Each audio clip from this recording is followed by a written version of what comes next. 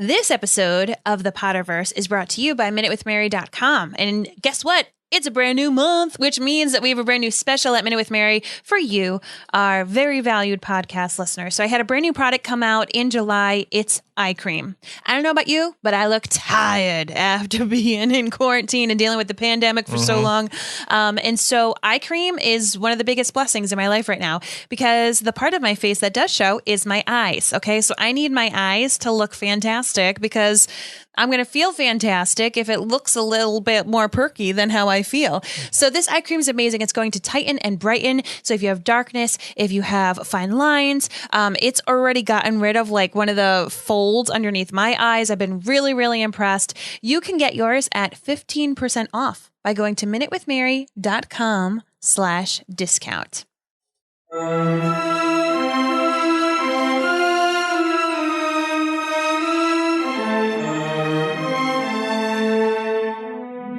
From Providence, Rhode Island, welcome to the Potterverse. It's a podcast dedicated to the book and film universe of Harry Potter. So grab your favorite wands and time turners. Let's step into the night and pursue that flighty temptress adventure.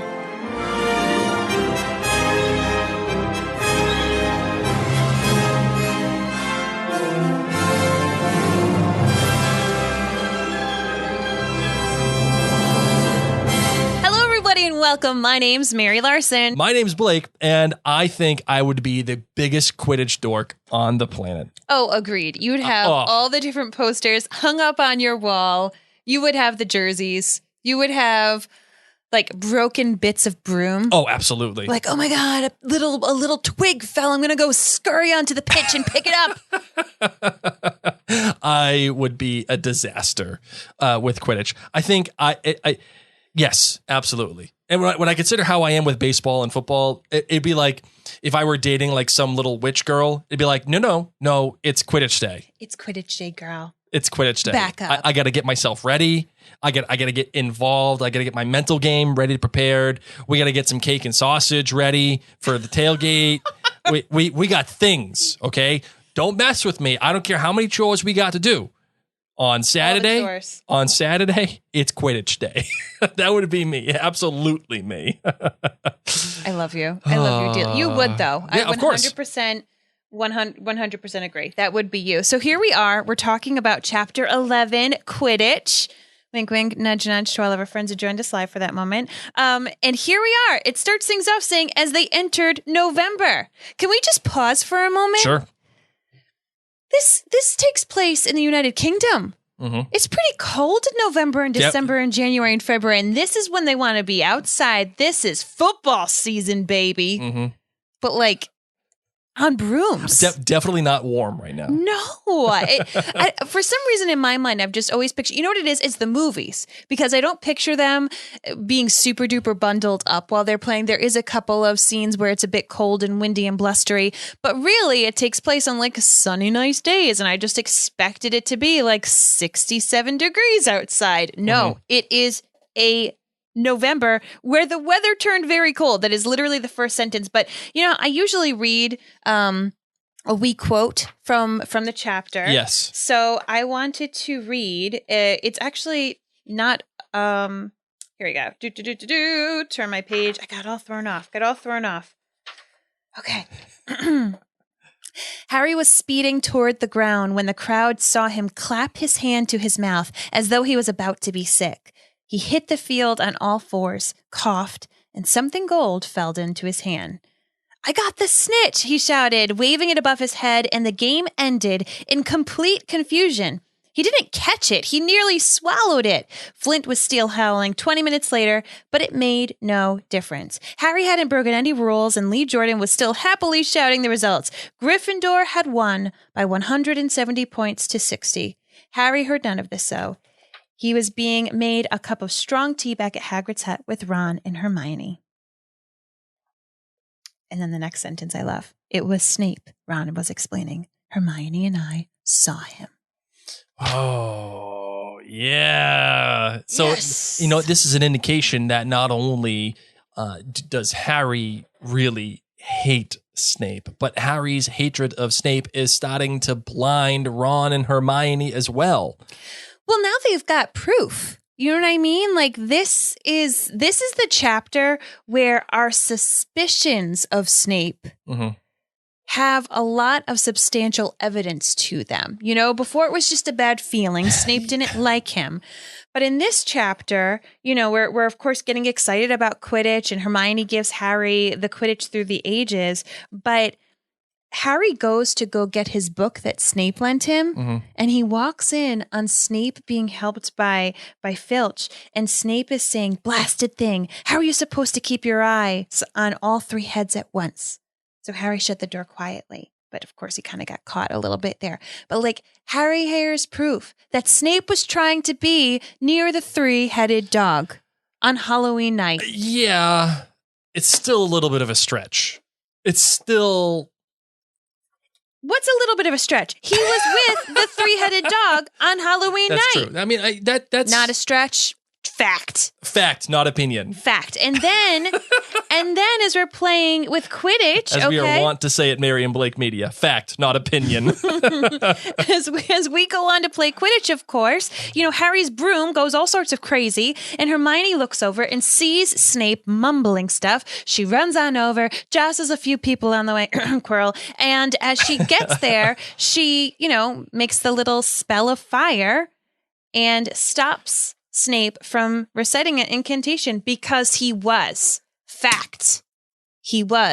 casting a spell at that moment. Yeah, but what was the spell?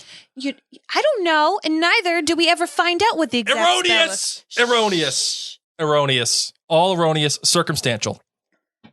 No. So here we are. Yes, Potter's opinion. Victoria agrees with me. Circumstantial evidence. Potter's opinion of Snape has started to rub off.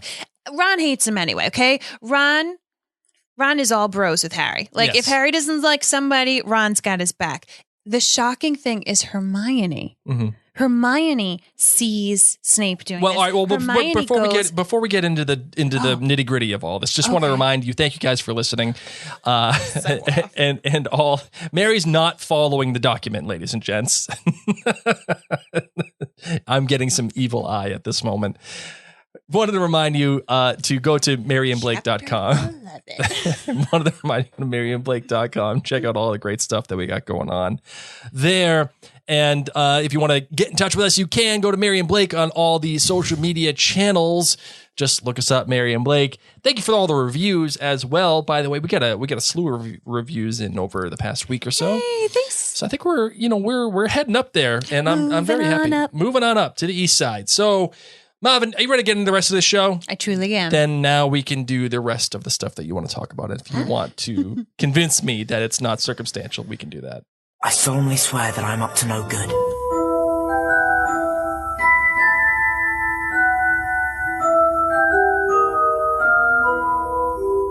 So in this chapter, without any prior knowledge of having watched the films, of read the other books, as of this chapter, chapter 11, Snape would be found guilty. Okay? In my opinion, and in Harry's opinion, Dumbledore said, nobody's supposed to go into the third floor corridor. Harry, Ron, Hermione, Neville know why, because there's a three-headed dog there. Halloween night, a troll was let into the building. And Harry finds out that on that same night, Snape was trying to hang out with that three-headed dog and give him a little bit of boo-boo. And then a wee bit of a boo-boo. And then Snape is saying an incantation, looking at Harry while he's playing Quidditch, and his broom's going wonky. But remember, my darling, the perspective that you're getting is a flawed perspective. The narrator of this book right now is a flawed narrator. And the funny thing, well, I can't say narrator, but the perspective that we're in is a flawed perspective. And that's because we are in Harry's perspective. Anything that Snape does will be colored in a way that makes him look guilty. Anytime, for anything that he does. Granted, there are things that he does in this chapter that are bad. I mean, Snape straight up makes up rules just to get at Harry and take away points from Gryffindor. Like, straight up just does whatever the hell he wants. 5 points, which is the same amount of points that he just earned for knocking out a mountain troll. Exactly. Oh, Harry. man. Poor Harry. So, we'll continue to have discussions about Snape, but let's hang here in Quidditch because this is something that Harry excels at. He's so incredibly excited about. Rumor, of course, got around the entire school all too quickly that Harry was playing Quidditch. And of course, as I said, Hermione gives him this book. They're quite excited. Oh, that was the book. It was the Quidditch Through the Ages. Yes. Yeah, jerk. Jerk. Snape thinks a lot. And he's just really excited. They talk about food. Can we just savor for a moment the Let's do Great it. Hall? Okay. The next morning dawned very bright and cold. The Great Hall was full of the delicious smell of fried sausages and cheerful chatter of everyone looking forward to a good Quidditch match. Told you, sausage. That's where it's at. For your here on your tailgate for Quidditch. Do you fly? Do you how in a football tailgate people will throw footballs and they'll do whatever? Oh yeah. Do you fly in brooms and do you run around? I bet kids have little pretend brooms and they run around in the. I don't know, because where do you tailgate when you do Quidditch? Because you don't need to drive your car there. You're taking flu powder, you're apparating, maybe you're driving a broom there yourself, maybe affording. I'm terrible with how to say that car's name. What? The Anglia of the Ford, the blue car. Oh, the Anglia. Yeah. Yeah. Oh, I was saying it right. Yeah. Anglia. It feels weird to say. Do you think the Quidditch hottos are out there on their brooms who are 45, 50 years old who really shouldn't be on brooms? They're still squeezing into their their Hogwarts old robes and they're frayed and the pit stains, but they're still so proud. So proud. They're into it. They're wearing their captain's shirt. They got do you think they have Quidditch townies that just remember back to the good old days Al Bundy? We get to hang out with one of my besties in these books, Lee Jordan, who is just such an amazing and obnoxious commentator. I do find it fun that they had a student who is from the house that's playing. You'd think that they would have a student commentator from each house, and then as teams are playing, they would pick someone else. Why wouldn't they have a student commentator from Hufflepuff or from Ravenclaw MC this game? Obviously, whoever's MCing is going to slant the commentary towards their team. More favoritism towards Gryffindor. I don't know. I'm just throwing that out there. Probably Professor McGonagall picked the commentator. Of course she did. I mean, let's be real. Lee Jordan's super fun, and probably everyone loves his commentary except the Slytherins. Because Gryffindors win anyway. So Hagrid, of course, comes, and I love how he says, "I've been watching from my hut." How, Hagrid? How have you been watching from your hut? Because I gotta tell you, at least in the movies, the Quidditch pitch is far away, and Hagrid's hut is in a little valley. Maybe he's got them. No, he's in the crowd. No, he says, he comes in later and he says, "Budge up there, move along." And he says he's been watching from my hut. So maybe he had some special kind of device to portray it. Because when I read that, I was like, Hagrid, no, you weren't. Maybe you could hear it from your hut. How the heck did you see it, buddy? So of course, they're flying all around. And they get this issue with the broom. And mind you, Harry's been practicing. He's been practicing undercover, which is really cool. That Wood didn't want truly the secret of his new secret to be out. But Harry innately knows how to fly this thing, and he knows right away that the broom is not responding to his cues. So it's pretty. Just imagine how scary that is, especially for someone like Harry, who wasn't raised flying, who, mind you, he saw that Neville had a broken wrist and that, it was easily fixed. But I don't know, I'd be really, really scared that high in the air, not knowing if Madame Pomfrey would be able to put me back together again, not knowing, resto momentum would be shouted. Do you know what I mean? Just the fear for this, once again, 11-year-old. Just out there, just playing a game that he should not be playing from the jump. One of the things that comes out of this too is that once again, Hagrid defends Snape. Once again, Hagrid's like, no, he wouldn't. He wouldn't try just to steal something. Actually, no, wait, I'm sorry. This is Hermione. Hermione is saying this. I apologize. Never mind. Hey, no, I got you. Wow. Messed that up. And then Hermione, of course, is the one that's able to kind of save the day. Later on, the trio is in Hagrid's hut. So this is also too, like, we had that moment with Neville where he saw the three-headed dog and he's just never brought it back up again. Mm-hmm. I do hear footsteps. I just love, a couple of things have gone on, and Neville's just pieced out when it comes to these kind of conversations or hanging out with these crazy, dangerous people. Mm-hmm. So here they are in his hut, and Ron's saying, it was Snape. Hermione and I both saw him. And Hagrid just kind of like lets it drop a little bit. Harry says the three-headed dog, and Hagrid brings up Fluffy. And what's really cool is that Fluffy was bought off from a Greek chappie that he met in a pub last year.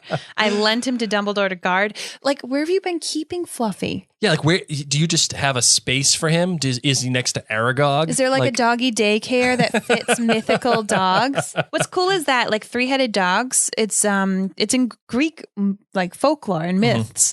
And so it's interesting that, like, a three-headed dog is interwoven into this story, but that he got it from a Greek chappie. Yeah, that's really cool. Another bit of cool little detailed world building from the author, who is, again, very good at this kind of stuff. Very, like, has such immense talent with this, this texture. And, like, a Greek guy just having this three-headed dog. Like, how cool is that? Yeah. And like you were saying, Hermione then goes kind of head-to-head with Hagrid. Once again, 11-year-old child going head-to-head with this adult saying, like, no, I know a jinx when I see one, Hagrid. Mind you, Hermione's Muggle-born. She's only been in school for 2.5 months. Sure. But she knows a jinx when she's seen one. Well, because she's a know-it-all. Because I've read all about them. You have to be keeping eye contact. Yeah, so this is just another sign, exactly, that she does come off a bit like a know-it-all. She did know that he was saying a spell. And this is when Hagrid drops. There's nothing that you need to meddle with. This is just between Professor Dumbledore and Nicolas Flamel. Oh, and that's something that he should not be dropping. Hagrid cannot shut his mouth. He should not be in the circle of trust. He should be. It should be the circle of trust right here, and Hagrid out on Maz. Poor thing. Dropping Nicolas Flamel's name, which is really important because Nicolas Flamel was actually a real guy. He is a real person, Nicolas Flamel, in real life. He's a real alchemist. In the 1300s. Oh my gosh. Yeah, he's a real dude. So it's important. And it goes to show you. Now, that doesn't necessarily mean that Dumbledore was alive in the 1300s, but it goes to show you the age that Dumbledore has and the kind of reach that he has. But you mentioned the jinx on the broom, Mary, and that's really important. Is this? I know we know that it's Quirrell who's doing the jinx, but is it actually Voldemort that's doing the jinx? Ooh, is this Voldemort's first pitch or first attempt at not trying to kill Harry necessarily? I mean, maybe kill him, but is it his first attempt to get Harry out of the way? Well, I mean, it's definitely influenced by Voldemort. I doubt Quirrell, pre-possessed by Voldemort, would have chosen to do this. But Voldemort is in charge of him. I don't know if one could say it was like the Imperious Curse. To be honest, I don't fully understand the technicalities of how Quirrell is manipulated by Lord Voldemort. Sure. Is it because he's on the back of his head that he has access to his brain, or was he able to do the Imperious Curse? So I don't think of Quirrell as Quirrell. You know what I mean? I see him as a puppet for Voldemort at this point. Yeah, and that's why I'm wondering, does Voldemort sense Harry, number one? And number two, does he sense Harry in a way that he realizes this is bad for me? Yeah. This is the kind of person that, this is the person that put an end to me, and he senses that power. Do I need to extinguish this flame? That's why he chose Quirrell. Voldemort could have chosen to sneak on anybody. Sure. Literally, body. Get it? Anybody? But he chose a professor at Hogwarts that teaches first years. Right. He went back to Hogwarts because he wants to eradicate Harry Potter. Sure. And it's great because Hermione, once again, for the sake of Harry, is doing something that is totally beyond her character, something that she never would have done before, which is literally light Professor Snape on fire. Mhm. Like, I feel like there are less, like torturous things you can do to somebody than to light them on fire. Yeah, one of my favorite lines about this, Hermione had become a bit more relaxed about breaking the rules since Harry and Ron had saved her from the mountain troll, and she was much nicer for it. Like, Yes. Exactly. She's just like, whatevs. I'll Right. put a teacher on fire. This will be absolutely fine. But she's breaking the rules, and she's breaking the rules in a way that, again, it feels justified. She's protecting Harry. Both she and Ron are there for Harry. And another funny thing happens too. She essentially knocks over Quirrell, which, again, the blindness of it all is that, yes, Hermione knocks Quirrell over, which is a bit, if you wanted to make the case, if you wanted to squint at it real tight, you could say that's foreshadowing. But the blindness of it all is that, oh yeah, I lit Snape on fire, but she's not considering the fact that she knocked Quirrell over. Correct. So obviously it has to be Snape. I lit him on fire. Of course he was the one doing the jinx. Any of us would make that assumption, especially being 11 years old. Mhm. Had these things happen. And that's why, you can read it. And because the first time you read this book, you don't know the truth. You don't know the outcome. So by reading this, yeah, you got some pretty interesting facts laid up against Snape. So this, of course, wets the whistle for the trio to want to learn more about Nicolas Flamel. Harry is excited about his Quidditch win, where he swallowed the snitch, by the way. Sure. This is the first snitch he's ever caught. He swallows it, and that's an important point for later on in the books. But it solidifies these three once again that something bigger is going on, and they are hungry to figure it out. And not only are they hungry to figure it out, but they're in the middle of it. I mean, they are smack dab right in the middle of it. And there are a couple of things that I do want to bring up here, which are consequences. There are no real consequences for the trio in this case. I mean, Harry really shouldn't have any. I mean, he's out there doing Quidditch and he's winning.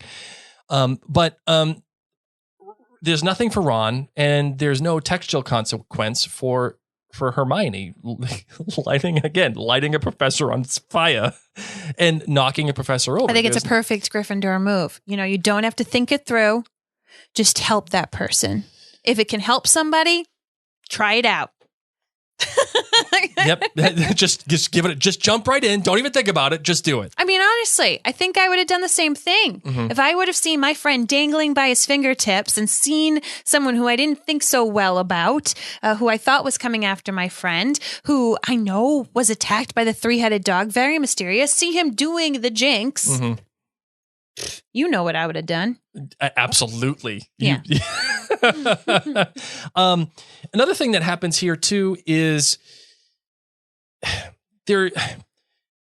first of all, the author does an incredible job at keeping Quidditch, the game itself, interesting. It's hard. It's not only is it hard, it's incredibly daunting to write anything about sports, especially a fast-moving sport. A fast-moving fictional sport that we've never seen. No one's ever seen it. No one knows how to even comprehend it. At the time, we didn't have the films. At the time, we didn't have the Muggle Quidditch at college universities. We didn't have the illustrated version. It was just words on a page. That was it. Yet the author keeps Quidditch interesting. Yes. And you get this amazing, again, tactile way to interpret Quidditch. And something that I really love, and at the end of this chapter, Harry says, "I've got the snitch," he shouted, waving it above his head, and the game ended in complete confusion. But then she goes on and she says this really interesting thing. He didn't catch it. He nearly swallowed it. Flint was still howling 20 minutes later, but it made no difference. Harry hadn't broken any rules, and Lee Jordan was still happily shouting the result. Gryffindor had won by 170 points to 60. Which, by the way, let's just go over that logic real quick. 150 points goes to the the seeker, snitch, when the you get seeker. the snitch, Right. yes. So they were losing 60-20. Yeah. And then all of a sudden the game's over. They went 100. Harry swallows the snitch. They're the winners. Harry heard. Flint had cheated, so fine. Harry had heard none of this, though. He was being made a cup of strong tea back in Hagrid's hut with Ron and Hermione. And then from there, it goes from. I like that you and I read the same passage. Oh, it's No, it's so important. It's so important on multiple levels. One, because there is this POV switch that is a really like sharp POV switch, and it happens a couple of times in this chapter. And I don't know if that is a good thing or if that's a bad thing. So number one, I'd like to get your opinion on that. And number two, it immediately goes from that to it was Snape. There's no transition. There's nothing. It's just a boom. Just a sharp turn, and you get that sense that Snape is the bad guy. But why? Why is Harry not celebrating? What pulled him from the celebration? I'll tell you what. Yes, very exciting. I won a game. I almost just died. And my friends are telling me that Snape was jinxing me and that it wasn't until Hermione set him on fire that it stopped. And while we're at it, I just overheard him saying that he was trying to get by the three-headed dog. Yeah, but none of this occurs. What do you mean none of what occurs? None of this occurs. I mean, they go from winning the game, winning the match to Harry saying, I got the thing, and then all of a sudden, boom, hut. That's it. Yeah, they don't want to celebrate. They're ready to piece this together because that was really scary. Yeah, but something about Harry to me would suggest that this is his thing. This is what he has accomplished. Whether or not it was fortuitous that he just happened to almost swallow the snitch, that aside, he still won. Flying is his thing. An exception has been made for him to be part of the Quidditch team. Being a Gryffindor, he earned it. He is not one to turn fame. I mean, so if Harry was a Slytherin, I agree with you. I think he would have gone back to the common room, and I think he would be having some celebrations. Maybe Lavender Brown would make out with him for a little bit. It was like a congratulations thing. That hussy. I have no idea. But Harry, for as long as we've now known him at Hogwarts, has been feeling something very wrong and very unfair about Professor Snape. And one of the big things, of course, that's important to Gryffindors is people being fair. And he was just treated very unfairly. He was just, during his first big game, he was also put in trouble. And he knows that people are in trouble, that there's a three-headed dog here. There's something that's supposed to be protected that's important, and people are in trouble. So he is putting the greater good ahead of himself. I think that's a fair assessment. I just wonder, he is 11 years old. Harry very rarely, though, thinks of himself. He doesn't like being the chosen one. There's only like in the sixth book when like a lot of girls like him that he's like, oh, this is I kind am of the chosen cool. one. But aside from that, this is all still so new to him, and really like part of Harry's core is to right wrongs and is to find solutions and answers, and that is more important to him than fame and glory. Okay. I don't buy it. I'm not I know, it's like, because you're a Slytherin. I'm not 100% like sold. But I'm willing to have that conversation. I'm willing to listen to you. He almost just died. And he wants to talk about it and digest it with his friends with a strong cup of tea, because that was really scary. Fair enough. Do you want to take a different perspective on this chapter, my darling, or if you have anything else to go? A different perspective. Let's go for Snape. Okay, what do you got? Okay, so spoilers, we're going to talk about things from Snape's perspective. So if you don't really want to talk about this, here's your warning. So here we are with Snape, and he's tried to get in through to Fluffy, gets injured, and feels comfortable going to Filch. Why wouldn't he go to Madame Pomfrey? Why wouldn't he know how to solve this problem himself? Why would he go to speak to Filch? Because Filch has... That's a good question. Is it because Filch won't ask questions? That's what I was wondering. I feel like Madame Pomfrey is just like a nosy nurse and would kind of like putz around and mention because nobody else seems to be in on this. That Snape, like you don't get the gist that Professor McGonagall knows that Snape hung out with Fluffy and was trying to do something Halloween night, aka stop Quirrell. You don't get that sense, and I feel like Filch just. Like he knows what's happening. He knows about Fluffy. He knows that there's stuff there. And I feel like Snape would be like, this guy can just keep it to himself. He doesn't have any friends to tell them to over like coffee one day. So he's trying to get fixed. It's this vulnerable moment of his. And who but the one child that he does not want to see pops in. Harry freaking Potter. Harry freaking Potter. That's got to be our new drop. A little, yeah. That's got to be our new drop. So he comes on in. And overhears what he says. He, of course, had taken away his book because it was from the library. He just like hates this kid. So just like how Harry innately hates him, he has the same feeling. And it makes me think about, you just get that bad vibe from somebody, you meet them and you're like, oh, we are magnets, but the wrong side of the magnet. Absolutely. Like this is not going to click. And how awkward that must be for him as a teacher who's taught kids for, many, many years. Like this is an 11-year-old kid who rubs him so the wrong way. Yeah, and it's not the kid's fault. It's his dad's fault. The kid's dad's fault. But Harry also gives him bad vibes. Harry's not like, hi, Professor Snape, I can't wait to learn from you. But is Harry giving him bad vibes because it's Snape, chicken and egg? Is Snape the one that's giving the bad vibes off? My recollection from the Potions Master wasn't that, Harry just all of a sudden, it was Snape. Yeah, it was Snape. A new celebrity. Yeah, it was Snape. And then, of course, as soon as that happens, then immediately Harry's going to start acting the way that he's going to start acting. And not only is Harry associating Snape with hatred, but he's also associating Snape with, when you look at it very closely, he's associating Snape with greed. It must be that he was there to steal whatever Fluffy was guarding. I see him associated just with this broad sense of Slytherin. All of his interactions with Draco Malfoy, the lying, the greediness, the spoiled, the fact that they've gone bad, and then everything he's just known in general about Slytherin. Sure. And he knows that Snape's a Slytherin, that he's the house of Slytherin, just kind of encapsulates all of that. And then we, of course, have the Quidditch match. So...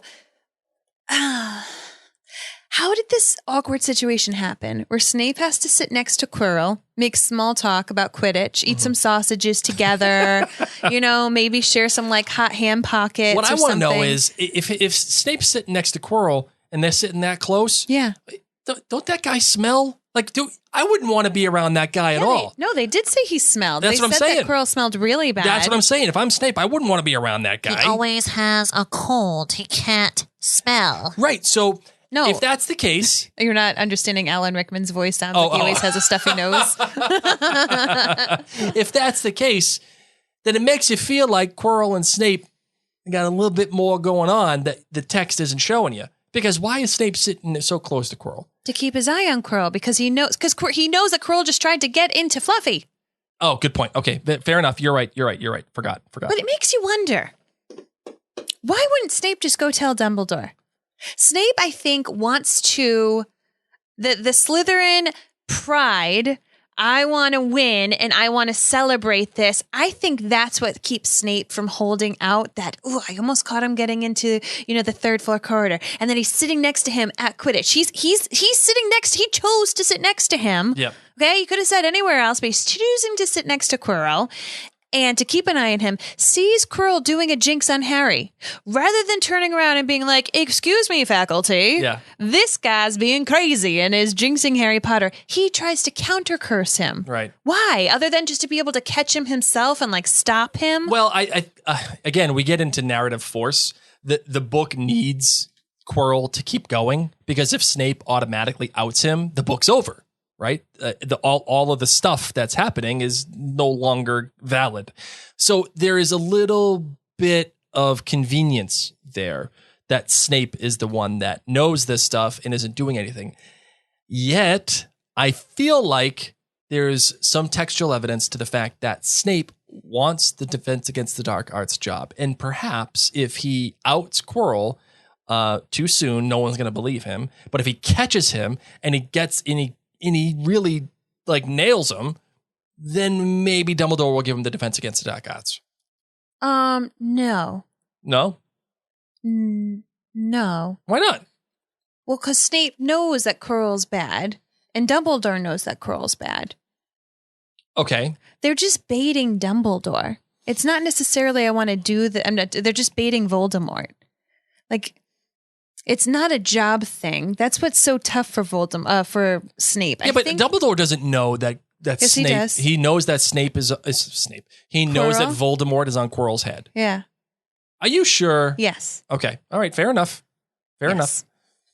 Okay. All right. I'll take it. Dumbledore knows what's up with Quirrell.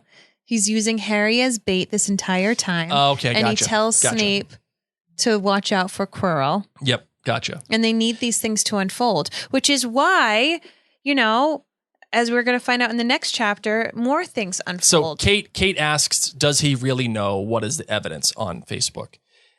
The thing that we're not privy to at this moment, because textually, there is no evidence suggesting that Dumbledore knows, number one, and there's no evidence suggesting that that Snape knows, number two. But we do get that in what it was in one of it was one of the memories, right? I think he knows something's up. Yes. But I no, think like he knows something's up. there is something that happens in later books where it's like, hey, keep an eye on Quirrell. Something's up with him. Yeah. And it's Dumbledore talking to Snape. I Yeah. remember that I distinctly. don't think he's like Voldemort's hanging out in the back of his head. Right. But I think they know something's fishy's up. And I think that they know they're baiting. I know they're baiting. Mhm. You know what I mean? That's what this all is. It's all sadly like this trap that if he is out there, we're going to find a way to lure him and catch him. Yep. And he knows that something is not quite right with Quirrell. Mm-hmm. Got it. Which it's the tough thing for me right now because it's like, are Snape and Dumbledore having conversations right now? Like when Hagrid's having tea with Hagrid, is Snape going to Dumbledore's office being like, yeah, so, you told me to keep my eye on Quirrell? Can I tell you what happened the past 2 days? Like, Right. Can we have a write-up on this guy? So Kate is on Facebook is following up saying they don't really know. Like they don't really know that it's Voldemort on Quirrell's head. I imagine that's what she's referring to. I think he knows something's off. No, though. he knows that something is off because we get that memory later on. I don't remember what book and I don't remember what film it was. But Dumbledore absolutely tells Snape to keep an eye on Quirrell. Absolutely. Let me see. Rebecca says Dumbledore knows too much. It's so annoying. He irritates me. He basically treats Harry like crap in essence for the whole series. Well, don't ask Reddit because Reddit's like Dumbledore knew. Okay, don't ask the Reddit. Oh man, that's funny. Okay, hold on. Yeah, I'll have to. We'll come back and we'll do some more research on this because I know he knows something's off. Absolutely. I remember that specifically. And I know I've said that now a number of times. And Kate says something off does not equal knowing. Kate, good point. Thank you, Kate. Clarification. Okay. There are no emails for this particular chapter. Because it's basic. Yeah, this is when the book starts to get a little basic. Although the next chapter is an exception. Yes. Next chapter is an exception, in that speaks volumes about our characters on multiple levels. But the book here starts to like take some detours that I wonder if it was really necessary to have. The Mirror of Erised is important, and it's important for a number of reasons. But like Nicolas Flamel and Norwegian Ridgeback and all of those, I'm not, We're gonna get into it.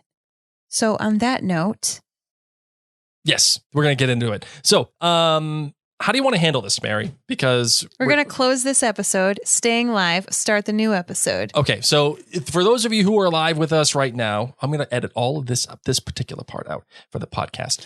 For those of you who are with us live, stick with us. We're going to close the podcast, and then we are going to do a whole new open, a whole new intro, and everything for the next chapter. So stick with us, okay? All right, Marvin, you ready to close this bad boy out? Yes. Let's do it.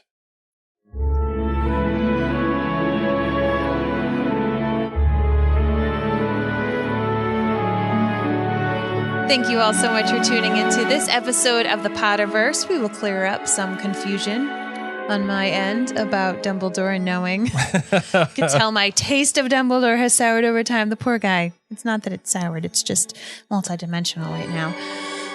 But thank you. Thank you for tuning in. We are so blessed to have you coming on over and listening to each of these episodes. Yes, thank you guys so much. Again, go to maryandblake.com. Check out all of the great podcasts that we have there, all the great blogs that we have going on there. Check out us on the social media webs.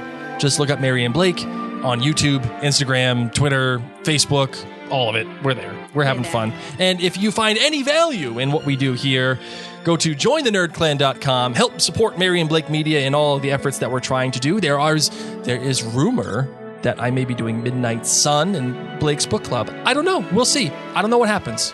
We're just going to throw it out there. We are. So on that note, my name's Mary. My name's Blake. Mischief managed.